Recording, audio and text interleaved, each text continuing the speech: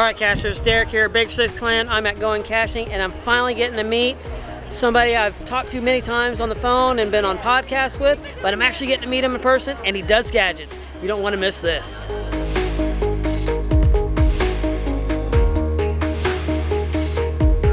Alright, so I am with Bounce, and you've heard me talk about Bounce. He helped me with a couple of these puzzle boxes. I'm just so excited to be here. Alright, Bounce's real name is actually Chad, so I'm going to call him Chad from now on out. So, alright Chad. These are such a great item. How did you even come up with wanting to do these? So, what created these, or what kind of got them started, is I like creating gadgets, right? But you can't always put them out in the field. So I wanted to build something that I can test with people, see if they go out. And so I built a couple boxes, took them to events, and then people were like, "Oh, those are great. You should." And then actually one of the lackeys said, "You should put a travel bug on there," and then we go to discover. So that's actually what started it, is to put a travel bug associated with it, and now it just turned into puzzle boxes. So now I take them out to events, people discover. Yeah, these puzzle boxes are really great because I know with gadgets, there's a lot of field repair you got to do, and with this, it's in a Pelican style case, and you can probably drop it. I don't want to because I know there's electronics in it, but this is just really cool, and it just looks so cool. So, as this is such a cool looking design, how are you doing this design? Because you just don't buy a Pelican case and put this stuff in there. Right. So most of it, recently, all the original ones I did were all done by hand with really just a table saw and a hand drill. Yeah, I've done that. That's brutal. There's a video. Go check out the video of that. That was brutal. And recently, I just received a CNC machine, purchased a CNC machine. So now I just design it on the program on the CNC machine, and it cuts it right out, and I save that. So every time I want a new one, I just have to go in there and do that. All right, so that's kind of cheating, but it's an awesome way. These cuts on this are so clean. I'd show you one of mine, but no, I'm not gonna. There's no comparison. This is so much better. These are just really cool, and I love that they're trackable. I have one. Bounce actually made me one. You've seen it in some of the other videos when I was at Geo Woodstock. This is the one that Bounce made me, and I love it.